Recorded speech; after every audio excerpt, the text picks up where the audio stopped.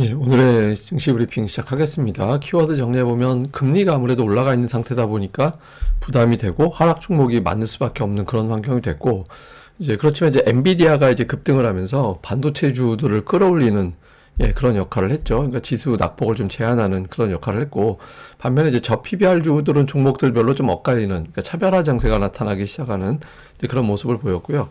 특징으로는 반도체 관련주 일부, 제약주, 그리고 석유화학주들 이런 것들이 이제 특징적으로 움직이는 그런 모습을 보였습니다. 내용들을 보면 우선 시장이 결과적으로 오늘 하락한 거잖아요. 그러니까 아시아에서 중국이 굉장히 급등을 했고, 그거 외에는 뭐 그렇게 큰 흐름이 나왔던 나라들은 별로 없었거든요. 그러니까 미국에서 국채 금리가 올라가면서 이게 상단이라고 볼 수 있는 4.2를 또 위협하는 그런 움직임이 나왔고, 이렇게 되면 우리 증시는 10년물 국채 금리, 그 다음에 코스피 지수하고 이렇게 이제 보면 비교해 보면 금리가 올라가면 아무래도 증시가 좀 부정적으로 반응하는 이제 그런 특성이 좀 있었거든요. 그러니까 아무래도 돈을 흔하게 쓸 수 없는 환경이 되고, 흔하게 쓸 수 없을 때는 신흥시장까지 주식을 살 여유가 없어진다, 줄어들게 된다, 뭐 이렇게 이제 생각하게 되죠. 그러니까 이런 부분들이 하락을 조금 이제 유발하는 그런 재료가 됐고요. 그리고 2월에 대한 기대치, 그러니까 뭐 미국 같은 경우는 2월 증시가 그렇게 강한 때는 아니거든요. 특히 이제 선거가 있는 해 2월은 좀 약했던 그런 징크스가 있었고, 특히 이제 전체적으로 평균치로 봐도 1950년 이후에 미증시를 요일별로 다 모아가지고 평균적으로 봤더니 2월은 별로 재미가 없었다. 그리고 3월 초에 좀 고전했다가 3월 중순 넘어가면서부터 시장이 상승하는 경향이 있더라. 그러니까 이런 어떤 패턴들, 이런 통계로 봤을 때 섣부르게 미증시가 강하게 움직여서 우리 증시를 끌어올릴 수 있을까? 이런 것들에 대한 걱정도 있었을 겁니다. 또 우리는 이제 설 연휴 전이다라는 그런 특성도 좀 있었을 거고요. 그러니까 투자자들이 뭐 하락 위주다 이런 거라기보다는 좀 조심스러워하는 그런 움직임이 좀 있었던 것 같습니다. 그리고 이제 미증시 자체도 최근 들어서 조금 하락 배팅이 좀 늘었다더라 이런 뭐 데이터들도 있었거든요. 그래서 조금 조심하자. 그러니까 이런 어떤 이슈들이 좀 있었고요. 그리고 여기에 이제 미국에서도 보면 일부 종목들별로 막 엇갈리는 그런 모습이 나오잖아요. 그러니까 장세 자체가 완전히 강세장이 아니라 그러니까 종목별로 엇갈리는 그런 모습이 나오다 보니까 테슬라는 빠졌네. 그럼 2차 전진 약세. 엔비디아는 올라갔네. 그럼 2차 전진 반도체는 강세. 이렇게 좀 엇갈리는 그런 흐름이 나왔죠. 그래서 근데 오늘 엔비디아가 강세를 보인 거는 이제 우리 증시에는 뭐 관련된 종목군들을 올리는 그런 역할을 했잖아요. 근데 이게 보시면 그 비트코인 검색량이 양이 되게 줄었거든요. 2021년도가 피크였고 그 다음부터는 계속 줄어들고 있는 반면에 그러니까 2022년 후반부부터는 챗 GPT라든가 AI라든가 뭐 이런 것들에 대한 인공지능 뭐 이런 쪽에 대한 검색량이 워낙 많이 늘어나고 있고, 최근 들어서 2024년 들어서는 더 검색량이 늘어나고 있거든요. 검색량이 늘었다라는 거는 그만큼 거기에 대한 어떤 관심도가 높다라는 거니까, 아무래도 이제 엔비디아가 올라가기 좋은 그런 환경이 만들어지고 있는 것 같습니다. 그래서 지금 엔비디아 한 종목이 모든 석유화학 종목들, 미국에 있는 에너지 업체들의 시가총액을 다 더해도 엔비디아 하나보다도 안 돼요. 그래서 그 엔비디아 자체가 지금 워낙 세게 가고 있고 두드러져 있다 보니까 우리 증시에서 관련된 종목군들이 올라가고, 이게 이제 오늘 지수 낙폭을 좀 제한하는 그런 역할을 좀 했던 것 같습니다.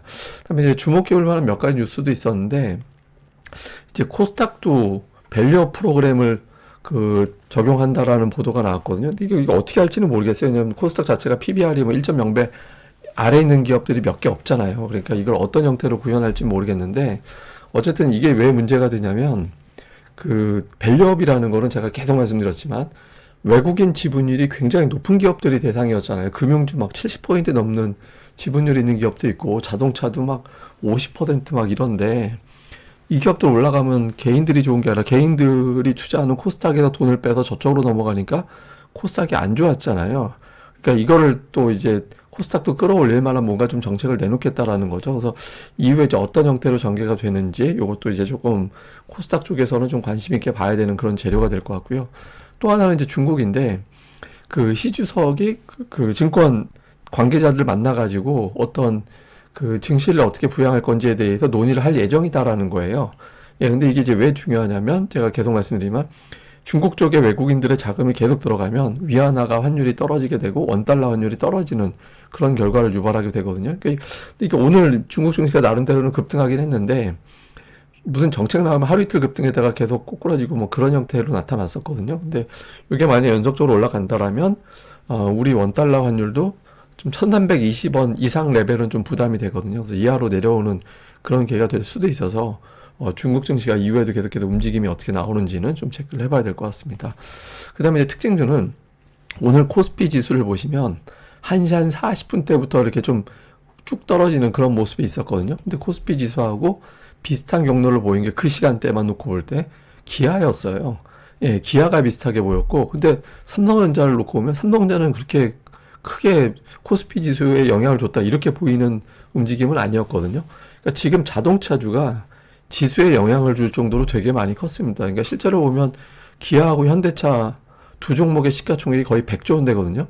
그러니까 100조 원이면 LG에너지 솔루션 시총보다 큰 거고 하이닉스 시총하고 거의 비슷한 거잖아요. 그래서 자동차 시총이 높아지면서 지수의 영향력이 커졌다. 그런데 이제 오늘 이제 좀 일부 매물 나오고 제가 어제부터 기아는 조금 밴드상 PBR 밴드상 조금 부담이 되는 위치까지 올라갔다라고 말씀을 드렸었잖아요. 그래서 오늘 좀 빠지는데 또 빠지면서 또 부담을 또 덜어냈거든요. 그래서 이후에는 또 이제 반등 또 치고받고 뭐 이 정도는 될 수 있는 상황도 갈 가능성은 좀 있다 이렇게 봐야 될 것 같습니다. 근데 어쨌든 자동차의 시가총액 합산이 거의 100조 원, 그러니까 모비스 빼고 현대차 기아만 가지고도 100조 원이 됐다라는 거는 그만큼 지수를 흔들 수 있는 힘이 생겼다라는 거기 때문에 요 구도는 좀 계속 주목을 해봐야 될 것 같습니다. 그다음에 수급에서는 오늘 외국인 계속 매수를 좀 하고 있고요. 그리고 코스닥은 팔고 선물 팔고 콜옵션을 개인이 쥐고, 그러니까 개인들이 상방적으로 베팅이 가 있다 보니까 이제 지수가 올라가기 좀 어려웠죠. 근데 외국인들 사는 종목을 봤더니 전차, 예, 기아는 팔았는데 현대차는 매수하고 하이닉스하고 삼성전자 매수했는데 오늘 하이닉스가 순매수 1위로 올라갔거든요. 되게 오래간만인 것 같은데 하이닉스 자체를 연속 매수를 안 했었잖아요. 그러니까 하루 매수하거나 쭉 매도하거나 근데 지금 이틀 연속 매수가 들어와서 엔비디아 영향 그리고 최근에 이제 반도체 쪽에서 일부 뭐 서버용 제품이라든가 이런 쪽에서 이제 판매량이 급증했다더라 뭐 이런 어떤 데이터들도 일부 돌기도 했었거든요. 그래서 그런 것 때문인지 모르겠는데 어쨌든 반도체 이제 하이닉스가 순매수 1위로 올라온 게 특징이었고요. 기관은 오늘 뭐 매도가 워낙 2,300억 나왔기 때문에 대형주 대부분 다 왼쪽에 가 있고 순매수 보면 뭐 LG화학이나 한미반도체나 뭐 쌍용 CN이라든가 뭐 이런 일부 종목군들 근데 시가총액 굵은 종목군들은 LG화학 정도를 제외하고는 이제 순매수 상위에 들어가 있지는 않았습니다. 코스닥에서는 외국인 투자들이 특징적인 어떤 매수 업종은 없었습니다. 그러니까 업종 내에서 골라서 담는 예, 뭐 엔캠 사는데 에코프로는 팔고 뭐 이런 식으로 이제 그 종목별로 좀 엇갈리게 매매하는 그런 형태를 좀 보였고요. 기관은 오늘 특징적인 게 전체적으로는 순매도를 했는데 기관들 매수 종목에는 반도체가 되게 많았어요. 뭐 ISC, PSK홀딩스, GSG 제가 맨날 가스통이라고 부르는 주성 엔지니어링, 하나마이크론, 동진세미캠, 테스나, 하나머티리얼즈, 뭐 워닝머티리얼즈, 유진테크, STI까지 하여튼 등등해서 전체 상단에 있는 종목군 중에서 거의 40%는 반도체로 또 채웠거든요. 그래서 이게 이제 기관이 약간 좀 그 단기적인 이슈에 좀 반응하는 측면이 좀 있긴 하죠. 그래서 엔비디아 강세 보이고 하면서 반도체 쪽에 좀 관심을 가진 게 오늘 기관의 특징이었습니다. 자, 내용을 좀 정리해 보면 미국에서 최근에 그 빅테크주들이 동시에 올라간 적이 없었거든요. 그러니까 오늘 같은 경우 엔비디아는 올라가는데 뭐 테슬라는 빠진다든가. 근데 동시에 7개가 다 올라간 적이 없어요. 이게 이제 아예 그냥 고정이 돼서 빅테크 내에서도 차별화가 되는 건지 아니면 이제 그 한쪽에서 끄집어낼지, 그러니까 밑으로 내려가게 돼서 테슬라가 전체를 끄집어내던가 엔비디아가 다른 걸 끌어올리던가, 그러니까 한쪽으로 좀 힘이 쏠리게 될지 이거 좀 봐야 될 것 같고요. 더 중요한 건 이제 금리입니다. 지금 금리가 10년물이 4.2%까지 올라왔거든요. 근처까지. 근데 제가 뭐 계속 말씀드리는 게 4.2가 상단이 돼야 된다. 그러니까 그 선을 넘어가 버리면 우리 증시가 여기서 조금 충격을 받을 가능성도 있기 때문에 이 근처 오늘장 정도에서는 이제 금리가 좀 하락하는 예, 그런 모습도 좀 보여줄 필요가 있습니다. 그 다음에 설 이후에 이제 연휴 카운트다운이 됐잖아요. 그래서 설 전, 설 이후에 증시 흐름이 어떻게 됐는지 제가 잠시 후에 보여드리겠습니다. 그리고 특징적으로는 뭐 반도체, 석유화학, 제약주 이런 것들이 오늘 이제 지수 대비 상대적으로 좀 선별적으로 강한 그런 모습을 보인 게 특징이었습니다.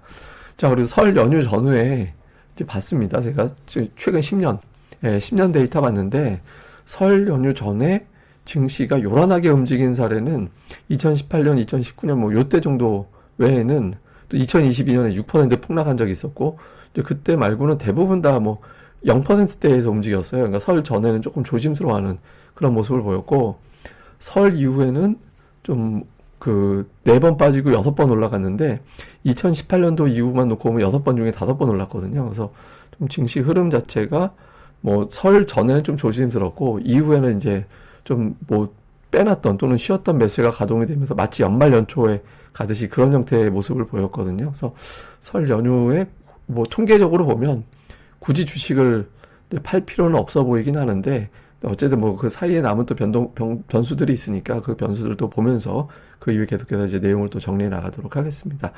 네, 자세한 건 제가 또 뭐 내용 나오고 통계 나올 때마다 계속 정리를 하고 또 혹시 제가 올려드린 통계 중에서 좀 오류가 있으면 그 다음에서 좀 AS 방송을 통해서 점검을 하고 이렇게 진행하도록 하겠습니다. 예, 감사합니다. 또 이 방송 좋아요와 구독하기 많이 부탁드립니다. 감사합니다.